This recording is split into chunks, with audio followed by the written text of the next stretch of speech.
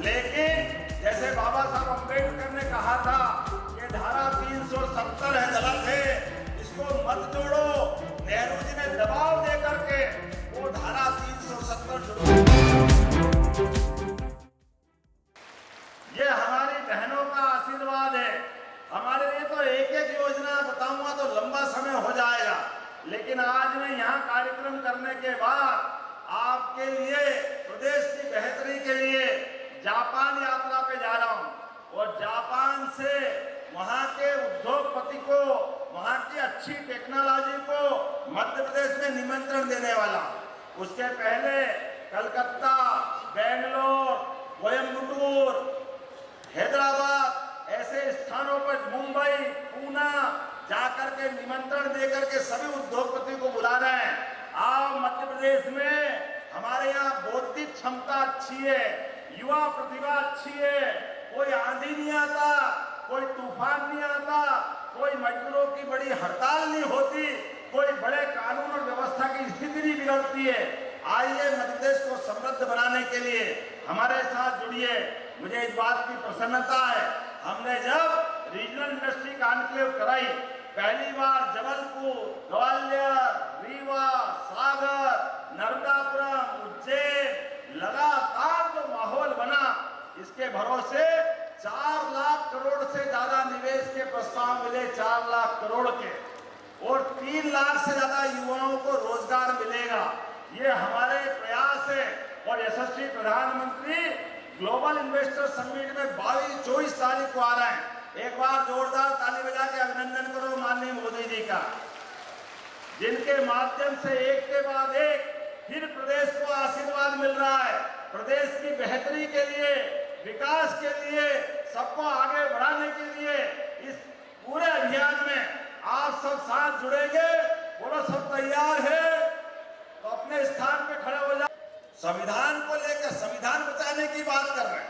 संविधान का जितना दुरुपयोग चारों पीढ़ी ने किया, सबसे पहले नेहरू जी, फिर इंदिरा जी, फिर राजीव जी, सबने, राजीव गांधी ने तो मुस्लिम बहनों के लिए सुप्रीम कोर्ट ने फैसला दिया कि धारा 370 के समान ये 3 तलाक का कानून भी गलत है। लेकिन जैसे बाबा साहब अम्बेडकर ने कहा था कि धारा 370 है, गलत है, इसको मत जोड़ो, नेहरू जी ने दबाव दे करके वो धारा 370 जुड़वाई। परिणाम क्या आया?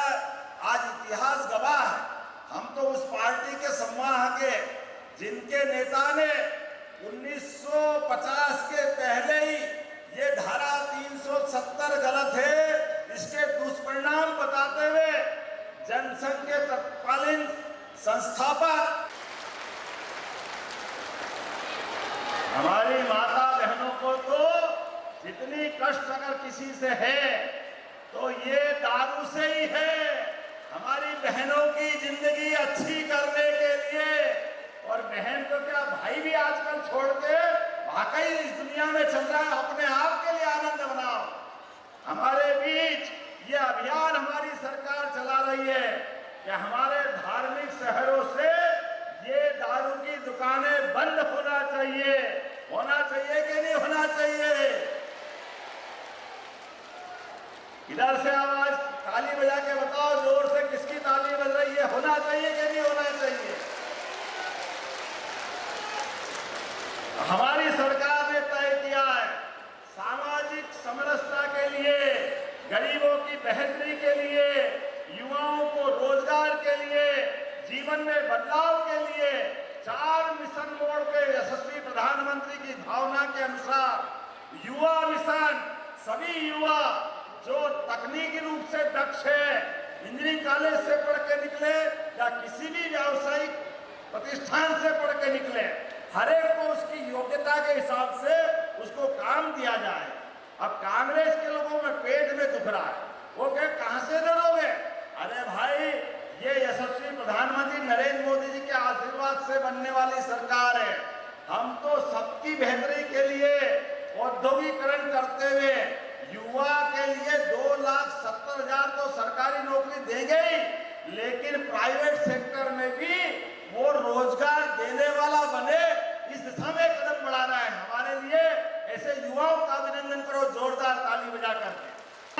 के चाय जब बनाना चाहिए, ये सबको मालूम है, लेकिन नहीं मालूम है तो कांग्रेस वालों को नहीं मालूम है कि संविधान दिया बाबा साहब अम्बेडकर ने, तो आना था तो भैया 26 जनवरी को आ जाना था, आज काहे के लिए आए?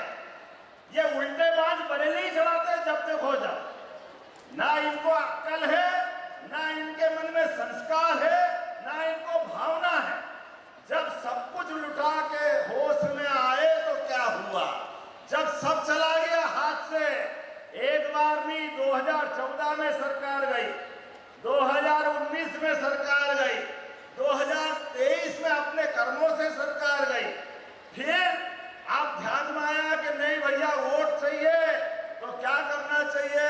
तो अंबेडकर जी को याद करो, उनके समर्थक मिल जाएंगे। जैसे वो रोटी खाते ही नहीं है, उनके लोगों को मालूम ही नहीं है, देश समझता ही नहीं है। देश सब जानता है कि अगर अन्याय अंबेडकर जी के साथ किसी ने किया तो कांग्रेस पार्टी ने किया, कोई इनके झांसे में आने वाले नहीं है। आप लाइन से देखो, महात्मा गांधी, संविधान, लेकिन आज हमने एक और कारण से आपको बुलाया है।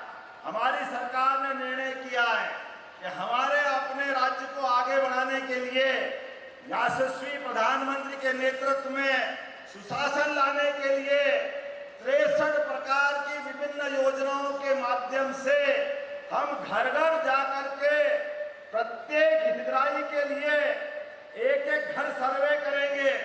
जो आयुष्मान कार्ड जिसको नहीं है उसको आयुष्मान कार्ड देंगे, जिसके पास गरीबी रेखा का कार्ड नहीं है उसको गरीबी रेखा का कार्ड देंगे, जिसके घर में राशन पहुंचने में दिक्कत आती है उसको राशन पहुंचाएंगे, जिसके घर में आगे जाकर के सरकारी योजना का लाभ नहीं मिल रहा, एक एक आपको और आप सब सुन लेना, जिन जिन के मकान ग्रामीण क्षेत्र में छूटे हैं, फिर नया सर्वे करा रहे हैं, प्रत्येक व्यक्ति को अपना पक्का मकान देने का काम अपनी सरकार के द्वारा किया जाएगा। ये है हमारी सरकार, जियो और जीने दो। गरीबों की जिंदगी अच्छी करने के लिए पक्के मकान, घर में गैस का चूल्हा, मासिक रूप से 2029 तक निःशुल्क राशन, बच्चों को पढ़ने के लिए किताब कॉपी, सभी व्यवस्था करने के लिए। और अब तो हमने और आगे बढ़ के निर्णय किया है, अपने राज्य में दूध उत्पादन बढ़ाएंगे। दूध उत्पादन बोलो गोपाल कृष्ण भगवान की। हमसे जुड़े रहने के लिए हमारे YouTube चैनल को सब्सक्राइब करें और नई वीडियो की नोटिफिकेशन के लिए बेल आइकॉन को दबाएं। अगर आप ये वीडियो Facebook पर देख रहे हैं तो लाइक जरूर करें और ज्यादा से ज्यादा शेयर करें। धन्यवाद।